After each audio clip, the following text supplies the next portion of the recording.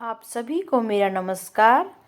मेरा नाम है अनु मलिक। हमारी आज की कहानी का शीर्षक है मछली ने समाचार सुने। मछली परिवार की बैठक में एक बड़ा सा रेडियो है, पर छोटी मछलियां दादा मछली को उसे सुनने का मौका कहाँ देती हैं। पर एक दिन दादा मछली ने समाचार सुने और शुक्र है कि वह एक बहुत ज़रूरी खबर सुन पाए। चलिए ये क्या थी खबर, जान लेते हैं दादा परिवार और छोटी मछली के बारे में कहानी। चलिए हम देखते हैं और सुनते हैं ये मछलियों की प्यारी सी कहानी में। एक छोटा सा गांव था, वहाँ एक नदी थी। उसमें मछली, मेंढक, कछुए सब खुशी खुशी रहते थे। मछलियों का परिवार बहुत बड़ा था। मेंढक और कछुए मछली के परिवार को बड़ी इज्जत देते थे। मछलियों के घर में एक बड़ा सा रेडियो था। उनकी इज्जत इससे भी और बढ़ गई थी। मछलियों के घर में एक बुजुर्ग महिला थी, मछली थी, जिसका कहना मेंढक और कछुए मानते थे। उसे सब दादा कहते थे, लेकिन कोई भी उसे रेडियो सुनने का मौका नहीं देता था। इसलिए बड़ी मछली रेडियो पर समाचार सुनने को तरस जाती थी। फिल्मी गीत सुनना सभी को पसंद था। छोटी छोटी मछलियां, मेंढक और कछुए हमेशा रेडियो से चिपके रहते थे।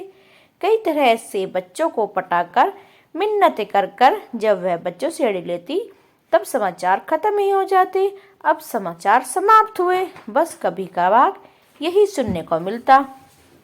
उस दिन भी यही सिलसिला चल रहा था, पर वह समाचार का आखिरी हिस्सा सुन पाई। उसे बहुत खुशी हुई, कम से कम कुछ तो सुन पाई। लेकिन वह समाचार तो खुशी करने वाला नहीं था।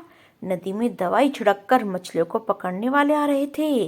अनेकों नदियों से ऐसे ही लोग मछलियों को पकड़कर ले गए।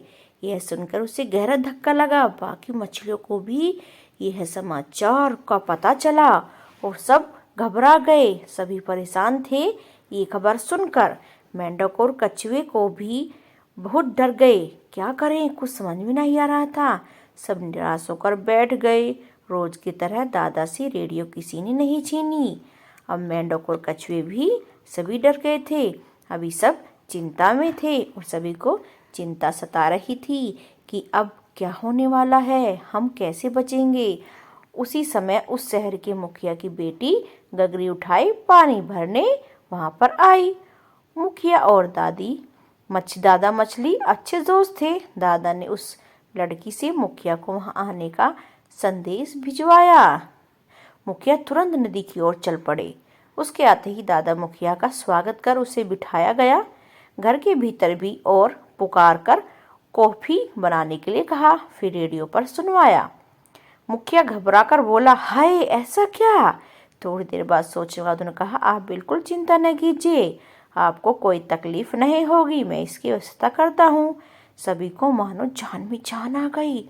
कॉफी पीकर मुखिया उनको निश्चित रहने का ढांढस बंधाकर घर को चले गए। सभी को लगा कि दादा मछली ने अगर उस समाचार न सुना होता तो यह दुर्घटना घट जाती।